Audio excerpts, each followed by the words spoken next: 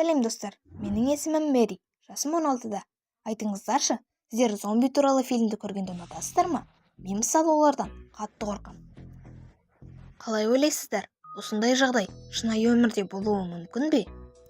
Сол кезде барлығымызға қашып, тығылуға тура келеді. Өз ойыңызды жаза кетіңіз. Ал мен сіздерге қазір өзімнің оқиғамды айтып беретін боламын. Бұл оқиғада мен өзімнің үйімнен не тауып алғанымды және барлығы қалай аяқталғанын білетін боласыздар. Біз ата-анаммен басқа қалаға көшіп келдік және үй сатып алдық. Үйіміз 2 қабатты және жасыл газоны бар. Барлықтарыңызда осындай үй екеніне мен сенімдімін. Бірақ ата-анам үйден кетіп қалған кезде мен үйімізден құпия нәрсе тауып алдым. Мен баспалдақ арқылы бірінші этажға түстім. Бірақ баспалдақтың біреуі біртүрлі сықырлады. Неге бір ғана баспалдақ дыбыс шығарып тұр? Алдыңғы жолы мен жай ғана байқамай өткен сияқты болғам. Бірақ осы жолы қызығушылығым артып кеткен соншалық осыны анықтаймын деп шештім. Мен оны қозғай бастадым. Біртүрлі баспалдақ екен. Ашып қарасам, біртүрлі кілт сияқты. Есіктің кілті ме? Сондай. Солай мен ашып қалсам, бұл шынымен де құпия бөлме екен. Мәссаған, баспалдақтың асты бір кішкентай бөлме. Бөлмеде жарық бар екен. Қосып қалған кезде мен қатты шошып қалдым. Өйткені қабырғаларда біртүрлі суреттер және жанында біртүрлі бір костюм тұрды. Бұның барлығы не үшін екенін мен түсіне алмадым. Қорқынышым басылған кезде мен қайтадан баспалдақпен түсіп, бөлмедегі заттарды мұқият қарай бастадым. Уақыт өте келе қорқынышың да басылады екен. Бірақ мен заттарды мұқият қарай бастасам, бұл бөлменің бұрынғы иесі зомбидің фанаты болған сияқты. Қораптардың іші толған комикстер. Олардың барлығы зомби туралы. Мен бұл жерде кешке дейін ата-анам келгенше отырдым. Содан бері бұл бөлме менің құпия бөлмем. Мен бұл бөлмеге ылғи тығыламын. Шынымды айтсам, осыдан кейін шынымен де зомбилар пайда болса ғой деп армандап кеттім. Бірақ бұл мүмкін емес. Бөлмеде өмір сүруге қажетті заттың барлығы болатын. Тіпті макарон, ет дейсің бе, толып тұр. Мен барлық бос уақытымды осы бөлмеде өткізетінмін. Осы жерде отырған сайын, осы бөлмені кім салды екен, оның иесі кім деп ойлана бастадым. Мен өзіме біртүрлі ақымақ адамды елестеттім және қатты күлкім келіп кетті. Бұл біртүрлі әрине.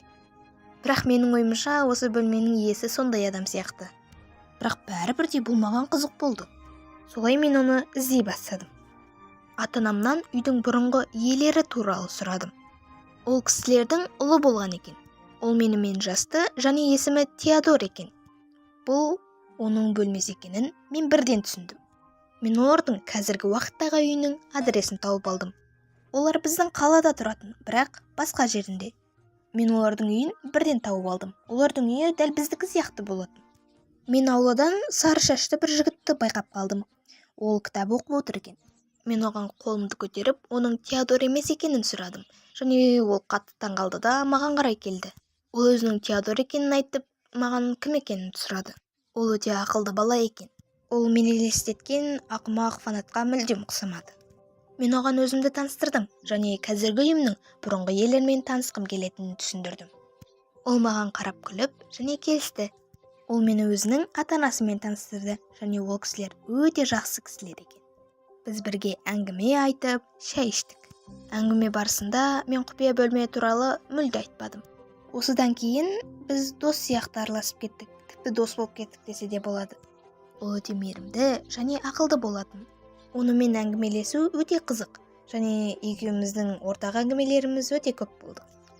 Екеумізге де комикстар ұнайтын және екеуміз комикстардың басты кейіпкерлерін тіпті сағаттап әңгімелейтінбіз. Бірақ осындай әңгіменің барысында мен құпия бөлме туралы сұрап қалдым. Ол күрсінді және оның есінде жоқ екенін айтты. Бұл маған біртүрлі көрінді. Құпия бөлмені Теодор салғанына мен 100% сенімді болдым. Сол себепті ата-анам үйде жоқ болған кезде мен оны үйге шақырдым. Мен оған сыйлық дайындап қойдым деп айттым және оны құпия бөлмеге апардым. Бірақ ол қатты таңғалды. Тіпті бірінші рет көріп тұрған сияқты. Мен бөлмедегі жарықты қосқан кезде ол жердегі заттардың барлығын қарап қатты таңғалды.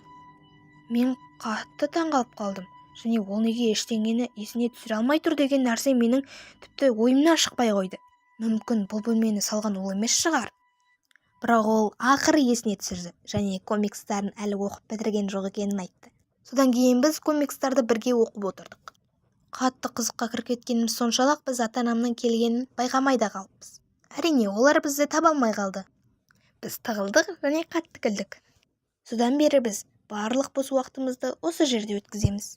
Теодор барлығын есіне түсірді және осы заттардың барлығын қалай жинағанын, қалай осы жерде уақытын өткізгенін айтып берді. Тіпті өзінің теорияларын айтып берді.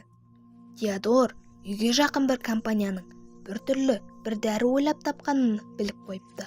Және бұл дәрі қазіргі уақытта жоқ зомбилардың барлығын қайтадан пайда болғыза алады екен. Бұл өте қызық болды. Тіпті өзімнің күлкімді де ұстай алмай қалдым. Бірақ оған ешкім сенбейтінін айтып, қатты ренжіп қалдық. Осыдан кейін мен Теодорға күлмедім. Тіпті оның ана түріне қарап, шын айтып тұрма деп те ойлап қалдым. Ол бірдеңе салып бастады. Кей кездері мен мектептен келген кезде ол бөлмеде отыратын. Мен тіпті қатты таңғалатынмын. Ол тіпті бөлмеде қона бастады. Мен осыдан кейін біртүрлі қорқа бастадым. Ол ашуланшақ және мазасыз болып кетті.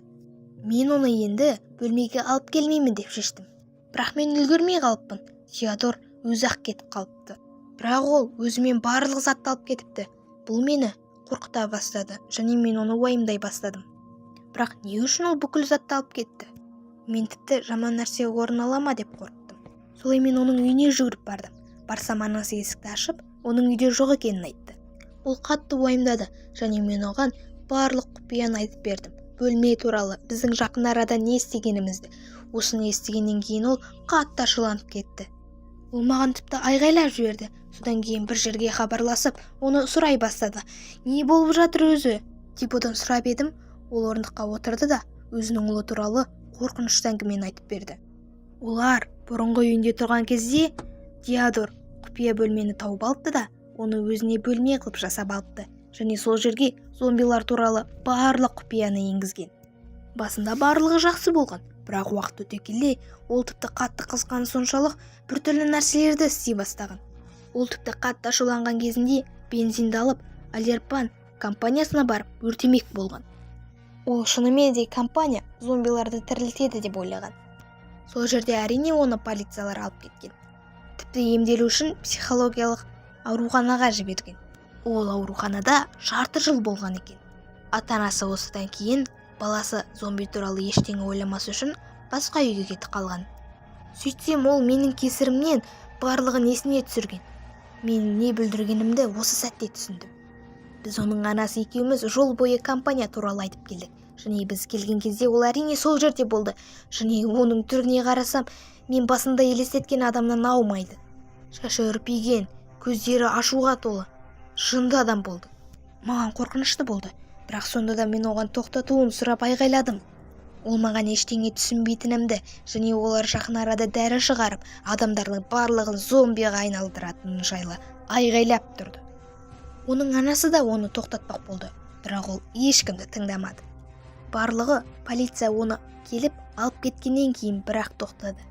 Ол полиция көлігінің ішінде айғайлап шығаруын сұрады, бірақ оны бәрібір де полиция көлігі алып кетті. Осыдан кейін жігіттің анасы келді де маған айғайлап, енді оған жоламауымды сұрады. Тіпті сотқа беремін деп айғайлады. Ол кетіп қалды. Осыдан кейін мен не болғанын түсіне алмай, біраз уақыт тұрып қалдым. Менің қатты таңғалған бір нәрсем, мен оның біртүрлі екенін қалай байқамағам. Осыдан кейін мен барлығын аяқтағым келді, және бөлмедегі заттардың барлығын лақтырып жібердім. Енді комикстарды сатуға болады, сол себепті оларды сатып жібердім. Мен комикстарды сатып отырған кезде интернеттен жаңалықтарды байқап қалдым. Жаңалықтарда компания жаңа дәрі шығарғанына туралы айтып жатты. Мен әрине біртүрлі болып қалдым. Мен әрине Теоға сенбеймін, бірақ бұл біртүрлі. Сонда Тео дұрыс айтып, біз ақымақ болып бұны байқамай қалғанбыз ба? Қалай ойлайсыздар? Менің оқиғамен бөлісе кетіңіздер. Өз ойларыңызды жаза кетіңіздер. Және арнаға тіркеліп, лайк басуды да ұмытпаңыздар.